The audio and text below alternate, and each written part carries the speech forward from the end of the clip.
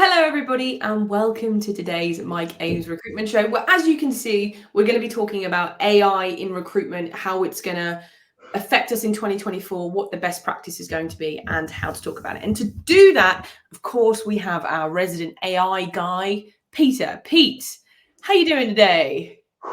Bit frazzled, won't lie. Bit frazzled. So, just to let everybody know, this morning we had a bit of a family emergency. Our mother dislocated her ankle, and so we've been in A&E all morning. So, if we're a little bit frazzled, please forgive us. We're here. Mother told us to come. She was very adamant that we do the show. So, please just bear with us and send best wishes to Babs to making her feel better. Yeah. So I was paramedic and ambulance service this morning, and I'm just still reeling from it a little bit. So if I'm a little bit manic today, please forgive me. That adrenaline is really powerful. Okay, Pete. So to get started, can you just explain what we're going to talk about? Because so many people talk about AI in so many different ways. Can you just kind of summarize what we're going to discuss today?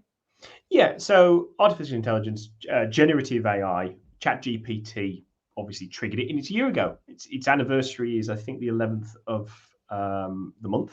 It's only been a year. I know, it's been 1 year since this whole thing kicked off. Obviously, in that time, I think most people now have played with it in some way, shape, or form. Many have played with it and put it down. But I think what's becoming more and more clear is that it's going to impact every industry. It's not going to go away, and it's not a flash in the pan. Mm-hmm.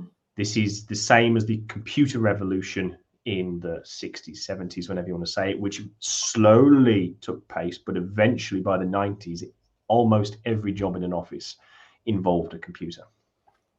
Okay, so that's what we're going to be talking about today. Now, Pete, to begin with, we're going to sort of break the show into two elements. So we're going to sort kind of strategic sort of things that people need to be aware of and to think of sort of long term to keep consideration. And then we are, as always, on the Mike Ames Recruitment Show, we are going to give some tactical, kind of more tangible tips at the end, aren't we? We are indeed, yes. So my idea, the rough way I think this is going to work, is we are going to work from the strategy level and then narrow our way down to the tactical ideas and tips. So we're going to cover everything, and hopefully somebody will get something from every stage.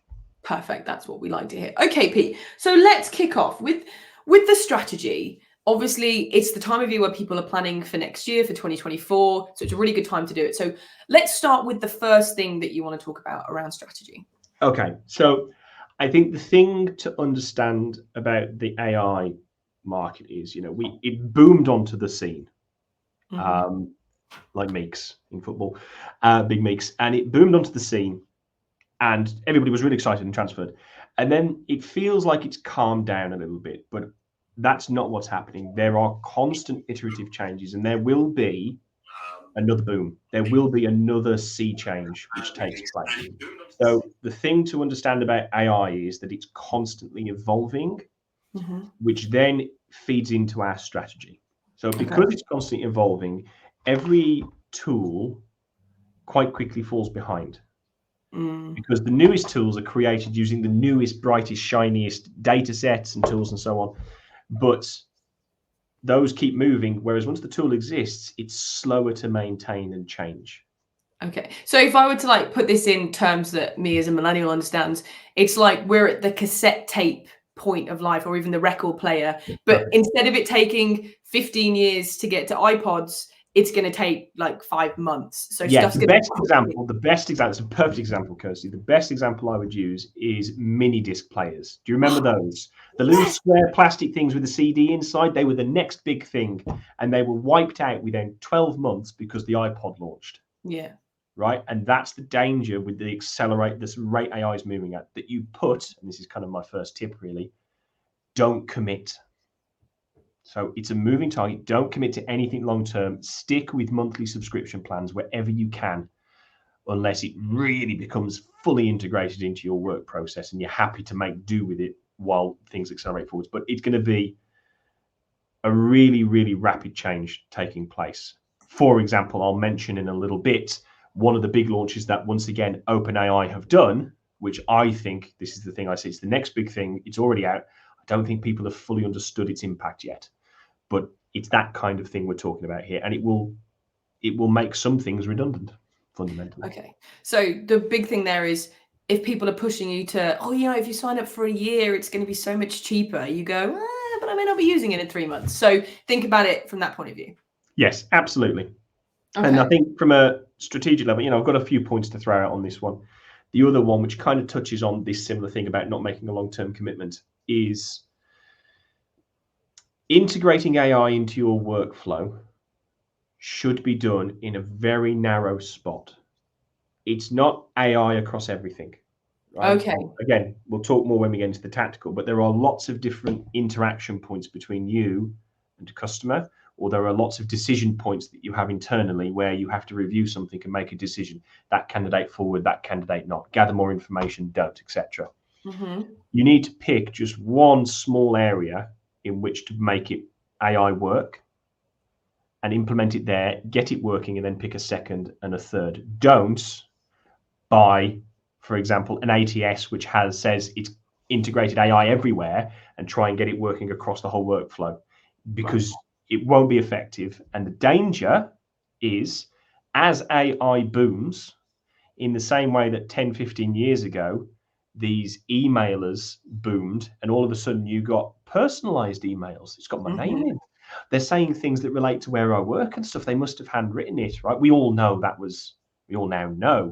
was nonsense. Mail merge. But we also hate getting those emails. I hate them. I hate it when they pretend to be personalized.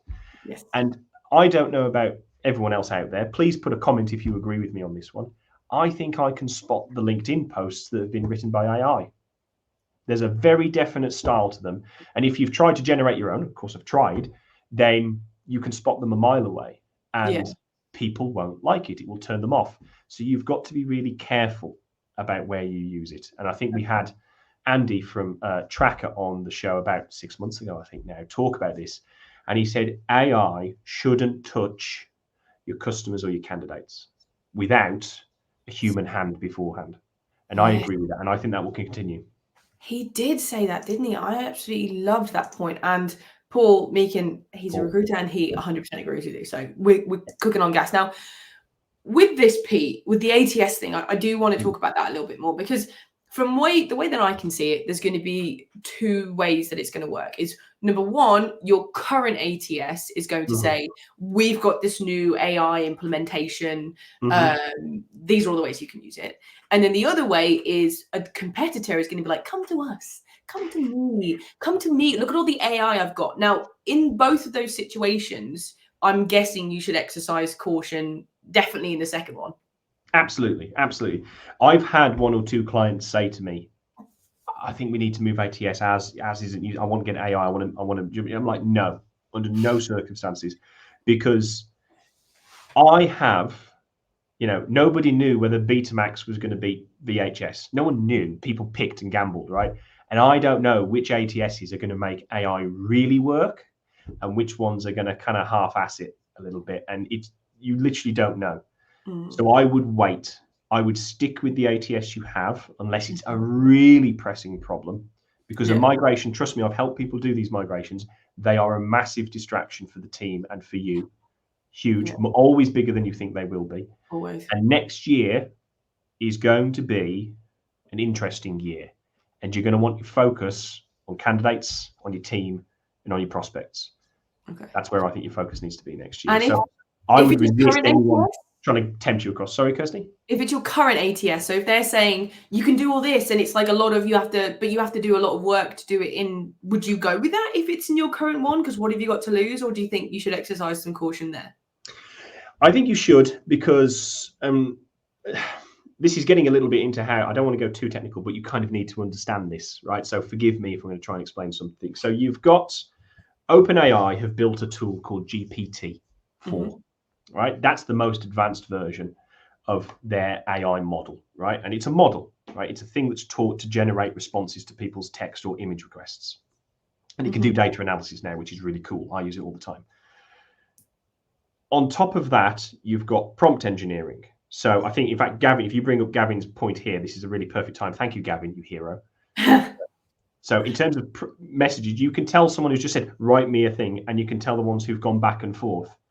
Prompt engineering is a skill set that is going to be really vital in the next 5 years. So any young recruiters, learn to ask the right prompts of ChatGPT, because I have a landing page prompt that I use to review our landing pages and some client landing pages, and it's around about 2 sheets of A4 in length, because I didn't write it myself. I found it, took it, bastardized it a little bit for what we were doing and made it work.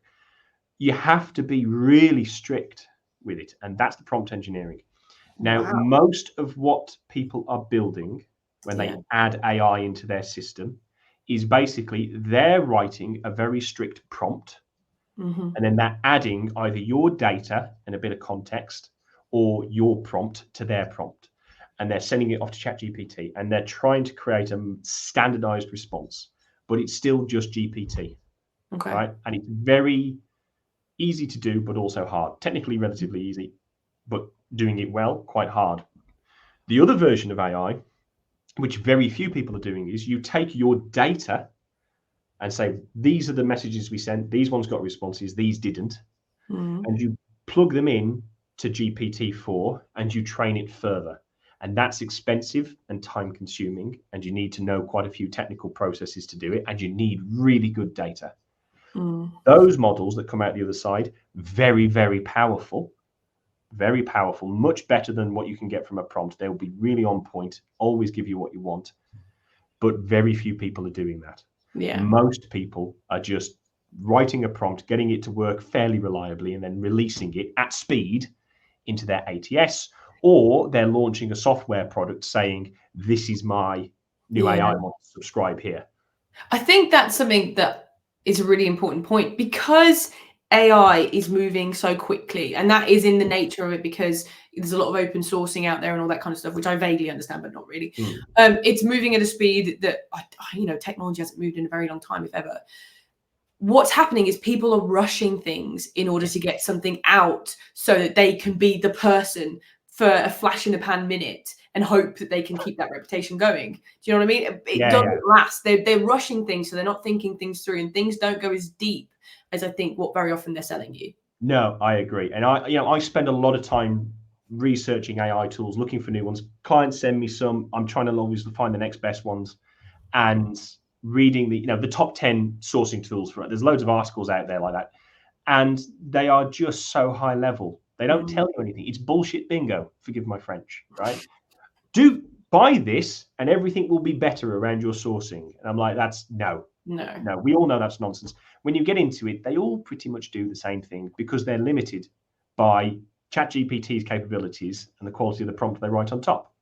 So this is where I say, go back to the start, pick one thing and learn to do it well, and either get a tool that lets you do it well and pay for the monthly for a bit and integrate it into your process, or my recommended pathway is learn to use ChatGPT and actually get your prompts working there. And there's a really cool tool. We're going to build up to it. I know I keep saying it. I don't want to get distracted from the strategy into the tactical. There's been a new functional release, which is going to make that even better and more powerful. Okay. But in terms of, we will come to that in a second. Yeah. Okay. So Pete, there's kind of the last thing that I want to mention on this strategy piece before we start moving on is Mike has a real good saying that I think is relevant for this moment. Would you like to say it, Pete? I do want to say, because it's a great saying. The leader of the pack gets arrows in the ass, right? Classic and Mike. this is really true. AI is cutting edge technology, and those who embrace it early will have an advantage. But the ones who push it to the very limits will get an arrow in the ass, because, and I've seen this already. I had one client who got an email back from someone because the AI automation tool they were using had just completely screwed up the message it sent to somebody, and the person responded with, well, that tells me everything I need to know about your business. Right? No. Now, it was fixed, right? But it's going to be riddled with mistakes, and your reputation is vital. And like I said, next year, I don't know if we have said this yet, but next year is the year of personalization. AI is going to bombard people in the same way that people get bombarded with emails, which now go to clutter, and emails don't work anywhere near as effectively as they did. AI customization will stand out when compared to personalization. Yeah. It can help with it, but it shouldn't be used instead of personalization. Yeah. I think with this one as well, the key thing to remember is next year is going to be a different market. I don't think it's going to be a 2008, 91 or whatever it was. I don't think it's going to be that. It's going to be flatter. And so your clients are going to have more people vying for less jobs, right? So what they're going to do is almost look for an excuse not to use you. And people are looking for AI now. They're looking for that kind of thing that doesn't quite click. And if you're allowing that to happen, if you're doing customization, not personalization, as Pete said, which I love the idea of, people are going to notice, and you're going to be marked down because of that. So there's a definite balance to this, isn't there, Pete? Absolutely, yeah. It's about enrichment for both clients. Mm-hmm. I think definitely since COVID, I would say since 2008. I wasn't involved in it myself, but the long in the tooth recruiters tell me that was a bit of a change, really, coming out of 2008. It's been a boom market. BD has been easier than recruitment in a lot of ways. Mm-hmm. So you've got a world where we're used to having the problem of almost too many roles, mm-hmm. and an inability to grow faster. That's why a lot of people have worked with us in the last few years. Like, I'm too busy, I need help to get the business scaled. Next year, it's going to be a little bit harder to generate that work. It's going to be harder to stand out. It's going to be harder to stand out. So personalization on the BD side is going to grow, but we're still, in the UK at least, in a candidate short market. Mm-hmm. And that candidate shortage will be lessened by a slowdown, but it won't disappear, because there are so many areas which are candidate short and will continue to be. Mm-hmm. So you're going to have this increased need to one-on-one personalize and reach out and really communicate with sales prospects, where you didn't quite need to go that far last few years. Plus, you're kind of going to have to maintain what you do with the candidates as well. Now, AI can help, and that's where it should be, but it should be, again, quoting what Andy said when he was on the show 6 months ago, it shouldn't be AI talking to candidates or AI talking to clients. It should be AI skipping 10 to 15 minutes worth of work, so that you and your team can spend 5 minutes truly personalizing the output. Yeah, I really like that. And Gavin made an interesting point here. If you combine that with Google's new email invitation that kicks in January, it's going to be an interesting year. It's going to be a fun year. It's going to be a challenge, but that's where we grow, and that's where you truly flourish. Mike grew 2 recruitment companies in those recessions, and he did pretty well. So we can all do it. Okay. So Pete, now before we sort of covered the strategy, I feel like if you guys have got any questions or you want to try and stump Pete, please by all means ask a question. I so enjoy it when that happens. But before we kind of get into that tactical element of it, I just want to clarify something, because it's something that you've mentioned a couple of times. I just want to bring it out. How exactly are these AIs being developed? We said that they're being developed quickly, and they said that they're being grown, with almost a singular purpose. But if understanding that, I think, might help people to kind of take that step back and consider it a bit slower. Yeah. So AIs are basically trained on data sets.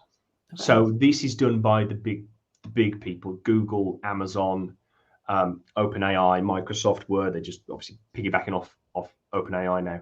Basically, they've got billions and billions and billions of data sets together to say, this is good, this is bad. Right. This is what worked, this is what didn't. Or this is information, this is not.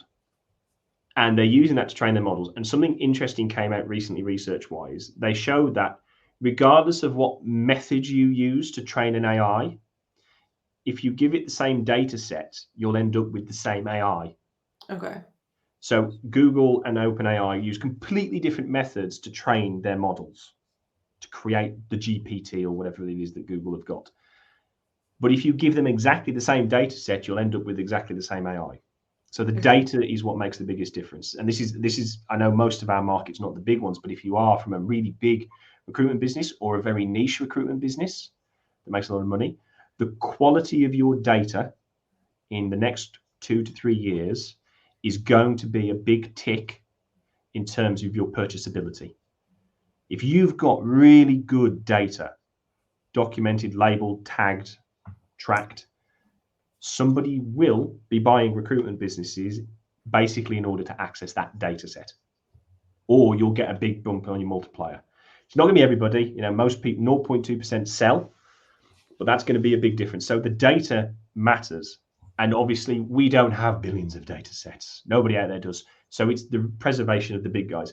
Once they give that to you, everybody else is using a mini set that they're training on top of that to slightly customize how it performs. Okay. Again, how many of us out there have a really good data set? How many software providers have the legal right to use your data in training an AI model? Very few of them. No one knew this was coming. So very few people are doing that customization on top. What everybody's doing is using the AI interfaces, the interfaces that have been opened up by OpenAI and ChatGPT, to write custom prompt that is hidden, and then your prompt gets added to it. That's pretty much what the vast majority are doing.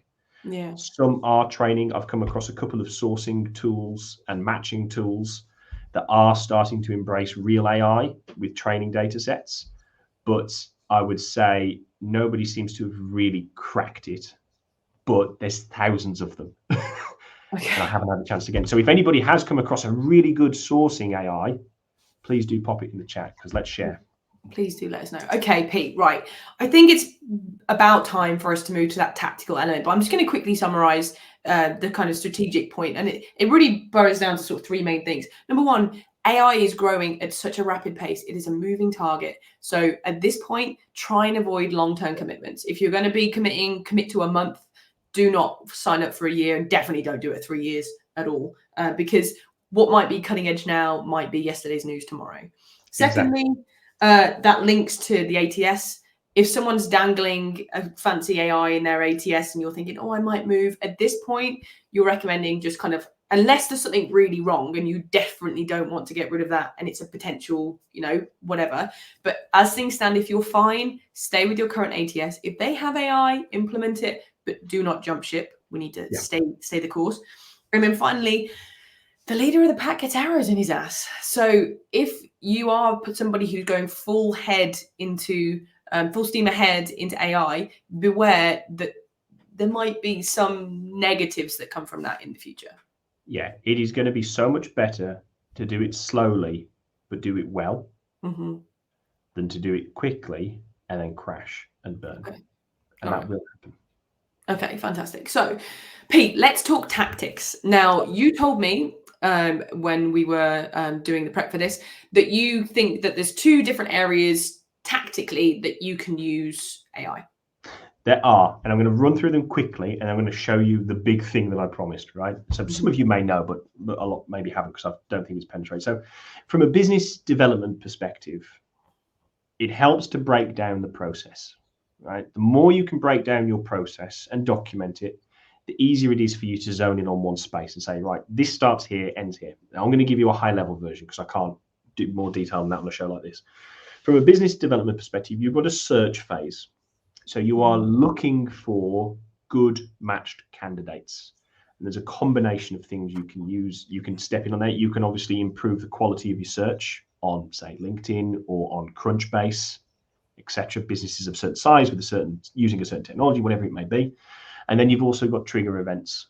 So you've got news stories that relate to some kind of investment or change in a business, which usually triggers hiring of your type and style or a need.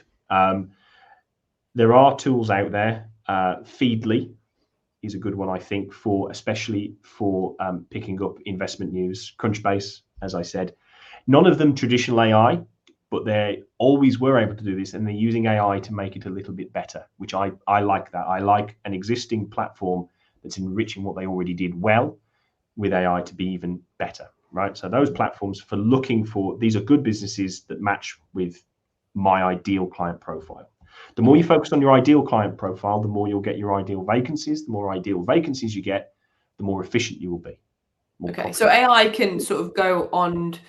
So if you're looking for a client, would the AI be looking at company pages on LinkedIn, or would it be looking at individuals' LinkedIn accounts of the clients that you want? So it wouldn't be, no, that doesn't. LinkedIn are so protective of their data set, right? That you can't pass it. You can't just penetrate. You can do X-ray Google search, which is what some AIs do, help you write Booleans for that. But it's basically searching and then manually working your way through. Okay. I mean, finding the news stories, Right. finding the trigger events. That's probably Okay. where it's the most enriching. Right. There are a couple of tools out there, I think, that will help. You'll see one in a second. Okay. The second stage is the engagement phase in BD. So you know these people exist and you've got their attention. You need to get their attention. And AI can help with this because there are well-known models for cold email, for sort of building scripts, for coming up with strategies. You've got account-based marketing as a model, and we teach a variation of that in our program, which is, what did Mike call it on the last show? Lean, mean, zero-cost marketing machine. He's very excited about that, which I know what you're using. So there's all of these things, and there are AI tools that will kind of help you build those strategies or help you create the content for your outreach emails or help you come up with angles of attack or let you know what's of interest to a particular market, kind of keep an eye on these things in a way that a human being couldn't. Mm-hmm. But again, like I said, customization versus personalization. I don't think it's going to be where AI adds the most value to people that are after high value clients. Okay. So from what I'm hearing, realistically, AI is sort of doing a lot of grunt work. It's sort of doing stuff that you would hand to an intern or to a very junior member of staff. That's a really good way. Actually, that's a really good way, Kirsty. Well done. That's a really good way of deciding whether or not you've got it right. Okay. We're going to use AI to do this. Okay. Would you give that to an intern to do? Oh, God, no. They'd screw it up and make us look stupid in front of the clients. Well, don't do it then. Right? Because AI is about as smart as a recently graduated or just out of school apprentice. That's the way I would look at it, right? So you would let them draft things, you'd let them research, put together lists, teach them a little bit, get your prompt right, but you wouldn't let them go and talk to your big clients or approach your big candidates. Okay, I like that. It's almost like a sense check, really. If an intern couldn't do it, then AI shouldn't be doing it. Exactly. Yes. Good. Okay. And then the third stage is enrichment. So once you've connected with clients, as we have said to people many, many times, 5% of your market is interested in recruiting and purchasing, and you've got to get a portion of that 5% to talk to you and engage with you, right? Mm-hmm. So only 5% really need anything, the rest don't.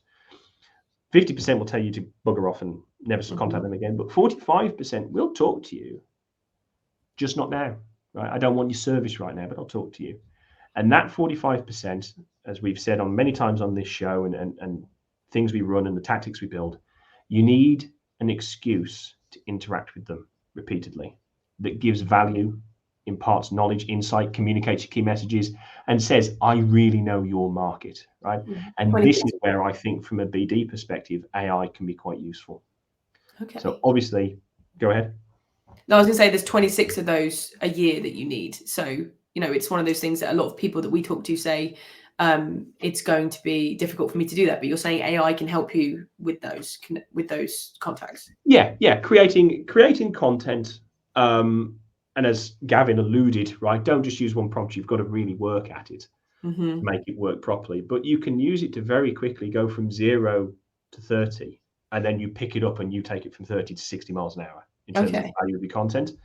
So I've been doing this. Somebody asked me, can we create a chunky piece of content? I was straight on AI and just immersed myself for about half an hour in the target world, what was the priority, and I had it looking out for new modern research on particular areas. Dug, and it gave me some reports which are just exactly what I'm looking for. Cutting edge, all around a similar topic. We are going to create something now off the back of those reports, which is essentially a summarization of their key points in a nice, concise document. Okay. Done it many times. Is the kind of thing that clients like, but doesn't require a huge amount of time on your part.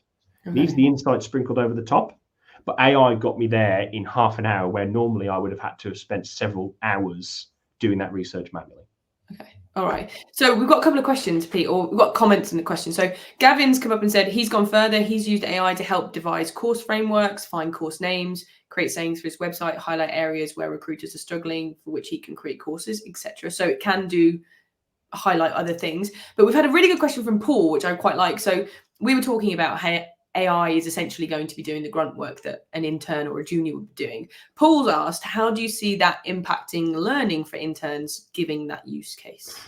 really good question, Paul. So I think it's going to make it easier and faster to get interns up to speed, because how to put this, everybody learns through repetition. It's literally how the human brain works.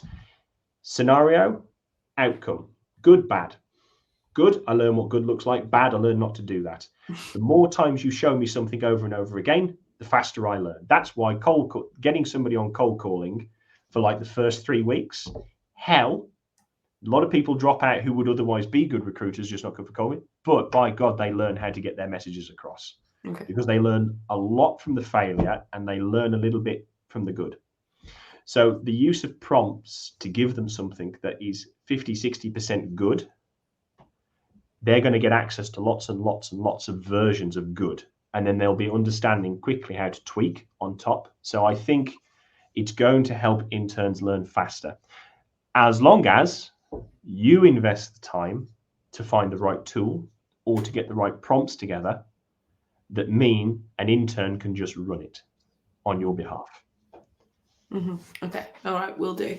Okay, Pete, now I think we've covered off a lot of the kind of BD aspect, but as you said, the UK especially is still in the candidate short kind of area. So can we look at potentially how we can use AI with candidates? Absolutely, yeah. So I'm just looking at my web screen because there's a couple of things I want to show. So I think when it comes to sourcing candidates, the first one is the same as it is with BD. There's the search process, finding the right people. Now, at some point, LinkedIn will put together some AI tools that mean it's not about Boolean. It will take your job description and find the right people. I can't believe they won't do that, but they're making no noises that they are. So right now, we're using, other tools to do the same thing. And I'm going to show you a couple now. So I'm going to go into some things here now, if that's okay, Kirsty. Right. So let me present my screen. By the power of the internet. Entire screen, that's what I want. I want entire screen. Okay, so this is a tool I've just come across. Let me get that. So this is herohunt.ai. Herohunt.ai, right? Now, there are lots of it, but having played with this at the surface level, not gone into the detail, seems to do a decent job. I was working on it from a niche perspective with a client. I know what they're looking for at the moment, and it gave me, some good answers. I think this is going to be something that works. So these guys seem to have put together a data set of their own, heavily based on LinkedIn, but not LinkedIn. Interesting how they did that. But I gave it a very summarized, the kind of thing you would fire to one of your recruiters with like 5 years experience, say something like that, right? I gave it that level of detail, and it came up with about 53 responses, candidates were pretty bob on. And this is a tricky role, not an easy role, very niche. And I think a tool like this, they do a free trial, 14-day free trial. You can only get sort of 5 or 6 results back, and you have to pay to get access to the other 50.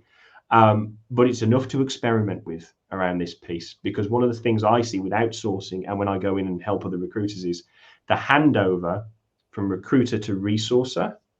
The quality of that handover defines quite often the quality of the results. Or you need a resource with years and years of experience in that area, which most don't have because they get promoted out after 18 months. Something like this, really good, really worth a try in terms of the search piece. However, there are some other tools. So if I come out of sharing, Kirsty, I don't know how to do it without breaking. Oh, I can do it. Look, ta-da. Oh, wait, this one. Thank you, Kirsty. You're welcome. ChatGPT have pulled another bit of a blinder, and they have built or are building a marketplace in which people can build a mini version of a GPT. So this is building custom prompts that you can then easily just add your prompt to. So it's that level, that top tier, low level effort. And this is why I don't think people should be investing heavily in platforms that are just doing the same thing, because OpenAI are basically going to crush them all and have you come back to their platform. It all makes sense now, doesn't it? Yeah, it does, yes. So if I can share my screen again. So what we've got here are GPTs. I still don't really know what GPT stands Neither for. do I really struggle to say it as Yeah. well. So GPTs, it's only available to people on the paid version of ChatGPT, Yeah. but they have already built some themselves that you can use. Negotiator, for example, to help you advocate for yourself. So if anybody's looking to try and change the deal with somebody, either their employer or with a client, give it a go. Okay. Some are better than others, but you can create your own, but they will be publicly available. Okay. But they have something coming where you can build your own for internal use. And that's going to make a real big change, I think, because the thing I've noticed with all of these ATSs, all of these platforms which offer to do things for recruiters, they are quite generic. They need a further niching or specializing down in terms of terminologies and all sorts of things. This is going to be what enables it.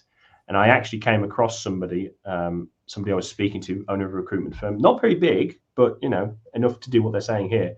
They are paying somebody to build a custom AI tool for them to use, essentially in approaching their market around candidate outreach, because they were fed up of everything else being too generic. Mm-hmm. This is going to be what lets you do it, and you'll do it on OpenAI's platform. Interesting. Very interesting. Now, what they've got out there is, if I show my screen again, don't know if people can see this. So if anyone who's familiar with Google X-Ray, basically site:/chat.openai.com/G. I will put it in the chat later. And then, in this case, recruitment, but you can search for any, and we'll bring back all of these public GPTs that are being made available for people. So these are all the ones related to recruitment. I've had a go and play with many of them, and I won't go into them now, but I'll show some examples around searching, engaging, and filtering. But some of them are pretty good, and they'll get better, especially when they turn a marketplace where people can build these and charge you a use fee, or they'll get a cut, kind of like Spotify, for your usage of them. So they're going to get really niche, and this is the future. This is the stuff that I think right now allows people to zero in on just one aspect, very low cost, because you just need pay ChatGPT, and you can play with it. And just as some quick examples, where have you gone now? So quickly, we've got about 5 minutes before we round up, Pete. So that's okay. Yeah. So this one I liked really, because I think this is one of the most challenging things to teach somebody to do. Going back to what Paul was saying, interns and so on. In the filtering phase, so once you have identified people, there's a question about how well they align between job description and their CV or their LinkedIn profile. This tool, you can either give it the CV, or you can extract the LinkedIn details and put it into a simple document and give it the job description, and it will score the CV and highlight areas where you would ask further questions, highlight gaps, etc., etc.